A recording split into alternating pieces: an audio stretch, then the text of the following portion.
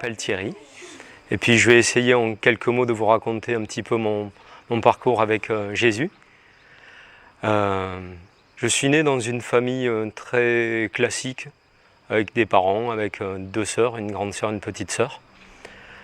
Mais vers l'âge de 14 ans, tout allait bien. Jusqu'à là, j'étais sportif, je faisais plein de choses. Et j'ai commencé à avoir ce qu'on appelle des mauvaises fréquentations. J'ai commencé à traîner le soir, à fréquenter les mauvaises personnes, jusqu'au jour où on m'a invité à... C'était dans la campagne, des gars qui se réunissaient pour fumer de l'herbe. Et puis je suis allé là. J'ai fumé une fois, deux fois, trois fois. Et puis c'est devenu très rapidement mon mode de vie. Et en fait, de l'âge de, je pense, de 14 ans à 18 ans, je pense qu'il n'y a pas eu un jour où j'étais pas complètement raide. Et mes copains étaient des gens pas très fréquentables, ils braquaient des gens dans les rues, on volait des voitures, ils se battaient, on faisait beaucoup de choses comme ça. Et ce qui me faisait drôle, malgré tout, c'est qu'eux, ils trouvaient ça complètement normal. Et au fond de moi, j'avais toujours conscience que ça allait pas, qu'il y avait quelque chose qui n'était pas juste dans ce qu'on faisait. Et qui m'empêchait finalement d'aller trop loin dans toutes ces choses-là. Sans doute parce que quand j'étais petit, j'ai un ami dont le papa est devenu pasteur, qui me parlait de Jésus déjà, et il m'avait offert un tout petit Nouveau Testament. Et je gardais ce Nouveau Testament, et je me rappelle, je me suis rappelé quand j'étais adulte en fait que parfois il m'était arrivé de prier. Et voilà, donc tout ce parcours m'a amené à un moment donné où j'ai été arrêté par la police. Et en fait, on m'a laissé le choix, soit d'avoir de vrais problèmes judiciaires, soit de m'amender. Et pour cela, donc, mes parents m'ont mis en pension parce que j'avais 16 ans. Et ça a été le début, en fait, de mon parcours. Et à partir de là, j'ai commencé à laisser tomber un petit peu mes mauvaises fréquentations. Je continuais à me droguer de toutes sortes de façons. On sniffait de l'éther, de l'eau écarlate, des acides, des choses comme ça. Je faisais des mélanges avec de l'alcool. Et puis un jour, j'avais 18 ans, je crois. J'avais une petite amie parisienne. Et j'ai voulu aller la rejoindre et elle ne m'attendait pas. Et le jour où je suis arrivé, elle était avec quelqu'un. Et je me suis retrouvé tout seul, en pleine nuit, loin de tout, sans argent, sous la pluie. Et là, je me suis dit, ça ne peut pas continuer comme ça. Et j'ai voulu revenir dans le sud de la France. Et arrivé à Nîmes, j'ai voulu retrouver une de mes ex-petites amies que je pensais pouvoir récupérer. Et en fait, elle était devenue chrétienne. Et ils m'ont invité à une réunion, ils m'ont parlé. Ça m'intéressait, mais en même temps, j'étais plus intéressé au premier abord par ma copine. Et ils m'ont invité à une soirée. Et ça se passait dans une maison, il y avait peut-être une quarantaine de personnes qui étaient là, et qui chantaient, les filles qui dansaient. Et sincèrement, ça m'interpellait, parce que je sentais quelque chose de tellement vrai, de tellement sincère dans ce que je voyais, que ça m'interpellait. Et en même temps, je me disais, voilà, il y a deux options. Soit ils sont complètement fous, soit ils connaissent quelque chose que je ne connais pas et qui me fait envie. Parce qu'en réalité, pendant tout ce temps, au fond de moi, il y avait un vide terrible. Je n'aimais pas la vie. J'étais dans un processus d'autodestruction parce qu'en réalité, je ne comprenais pas ce que je faisais là. La vie, pour moi, c'était une souffrance. J'étais dans une pensée... Maintenant, on dirait un peu comme les gothiques. J'étais très mélancolique, très romantique. Je trouvais la beauté dans la tristesse et je ne voyais pas de beauté dans la vie.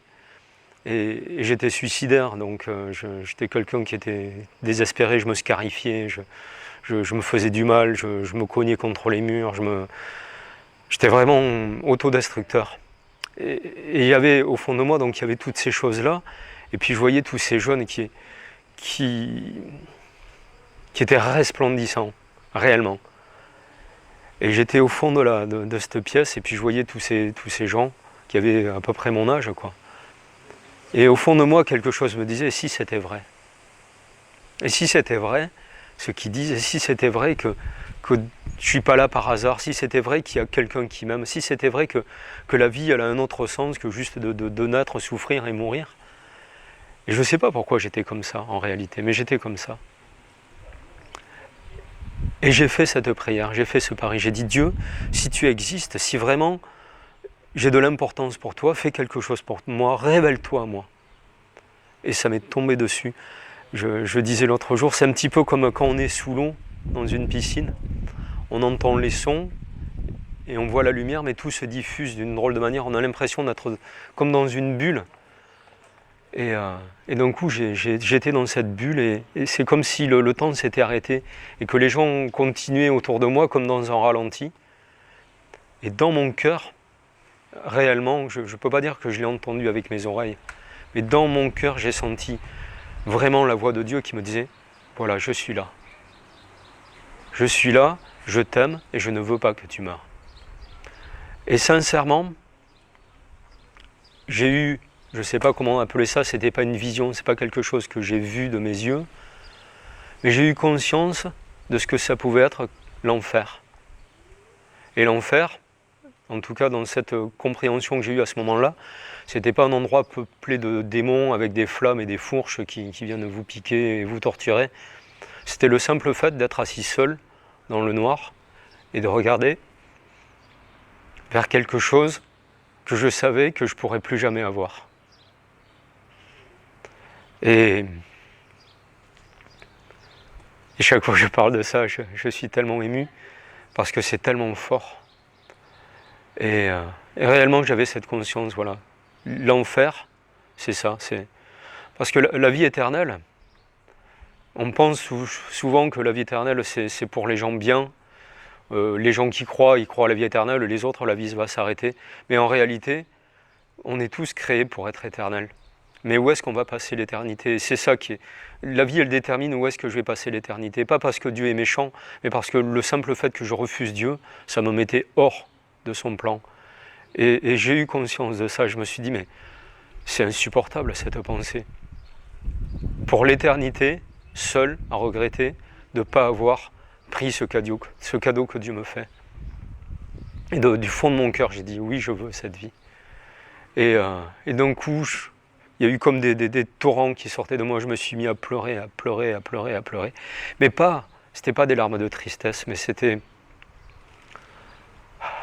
comme un torrent qui venait laver et purifier tout ce qui était en moi. Et pendant longtemps, j'ai marché sur cette joie-là. Plus tard dans la vie, j'ai eu des choses difficiles qui me sont arrivées. Et je me suis éloigné de Dieu. Et pendant 10 ans, j'en ai voulu à Dieu. Et je tiens à parler de ça parce que je sais qu'il y a sans doute beaucoup de gens qui vont se retrouver là-dedans. Souvent, quand on est enfant, on fait des expériences avec Dieu et puis après, on s'éloigne de Dieu et on croit qu'on ne peut pas revenir. Mais c'est un mensonge. Pendant 10 ans, j'ai été en colère contre Dieu parce que je lui disais, mais pourquoi ces choses-là se sont passées dans ma vie? Pourquoi est-ce que moi, j'ai voulu te suivre, j'ai voulu te servir, et pourtant, il m'est arrivé ces choses-là dans ma vie. Et je sais que j'avais une part de responsabilité, mais n'empêche que des tas de gens font des mauvais choix, et pour autant, il ne leur arrive pas que des catastrophes. Mais moi, je suis arrivé à un moment dans ma vie, c'était en 2006, où je me suis retrouvé seul, endetté, en faillite, au niveau professionnel. Et j'avais un magasin, et c'était vraiment, je crois, une intervention divine. Pendant des semaines, il n'y a pas un seul client qui est venu dans mon magasin. Et j'étais seul dans ce magasin, et il m'a fallu abdiquer. J'ai dit, ok, Dieu, je ne sais pas pourquoi ces choses-là m'arrivent. Je ne sais pas pourquoi tu permets que ces choses-là se passent dans ma vie. Mais je crois que tu as une provision pour moi dans cette expérience-là.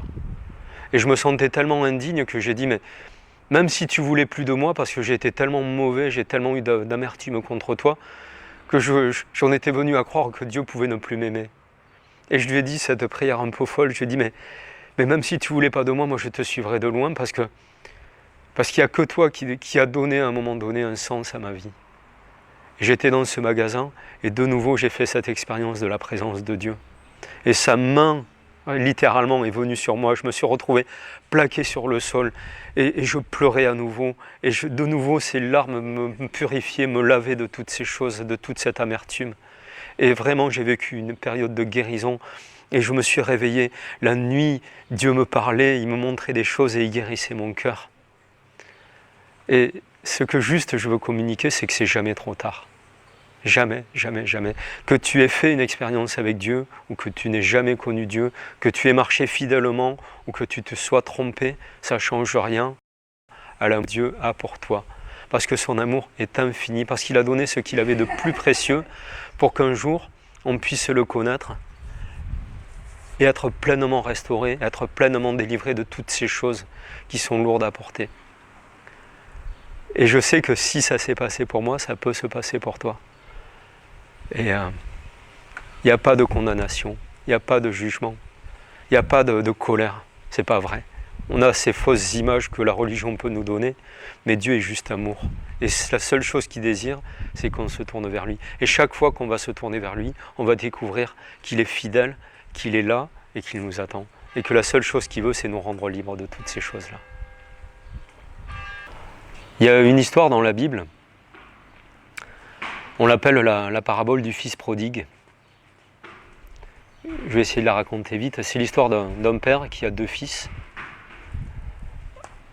Et le plus jeune de ses fils, il vient vers lui, il lui dit « Écoute, donne-moi ma part d'héritage, je veux faire la vie. Parce que la vie, si elle ne m'intéresse pas, j'ai envie de m'amuser, j'ai envie de vivre des choses, j'ai envie de découvrir le monde. » Et le père, bizarrement, il accède à sa demande, il lui donne une part de son héritage, et ce jeune homme s'en va. Il fait la vie, il va avec les filles, il fait la fête, il a plein d'amis. Puis au bout de quelques temps, il n'a plus d'argent. Le pays où il se trouve est en pleine famine, et il se retrouve à nourrir des cochons et à envier même la nourriture que les cochons mangent parce qu'il n'a rien. Et il se dit, mais dans la maison de mon père, même les ouvriers, même les serviteurs sont mieux traités que ce que je le suis ici. Et dans son cœur, il a dit, je vais retourner vers mon père. Et je lui dirai, Père, j'ai péché contre le ciel et contre toi, je ne mérite plus d'être ton fils, mais reprends-moi. Et donc il se lève, il part, et il retourne vers son père. Et son père, pendant tout ce temps-là, la Bible nous dit qu'il a vu son fils arriver de loin, parce qu'il attendait son fils. Parce que tous les jours, ce père se levait et attendait son fils. Et dans la culture du Moyen-Orient, un père, ça ne court pas vers son enfant qu'il a déshonoré. Mais ce père-là, il ne tient pas compte de ça. Il relève sa robe, il part en courant, il prend son fils qui pue, qui est sale, dans ses bras, et il le restaure pleinement. Il lui met un vêtement neuf, il lui met des chaussures neuves, il lui met un anneau qui parle de sa restauration dans la famille et qui lui redonne droit à son héritage, et il fait la fête pour son fils. Et ça nous parle de ça. Et ma vie, elle me parle de ça. Elle me parle de ce Père qui toujours nous attend et qui est toujours là. Toujours, toujours, toujours. La seule chose qu'il attend, c'est que tu te tournes vers lui. Et Seigneur, je te remercie de ce que tu es tellement bon, tellement patient, tellement gentil. Merci parce que tu es plein d'amour, plein de tendresse, plein de patience, Seigneur. Parce que tu ne te lasses pas, Seigneur. Tu ne te lasses pas d'appeler, tu ne te lasses pas d'attendre les bras grands ouverts, Seigneur, qu'on vienne vers toi. Et je prie que ceux qui vont pouvoir écouter ce message, ils puissent faire cette expérience que j'ai faite, ce retour à la maison du Père. Parce que vraiment, c'est ça que j'ai réalisé. J'ai dit, enfin, je suis arrivé. Ouais, je suis arrivé à la maison de mon Père. Et je ne veux plus en partir. Non.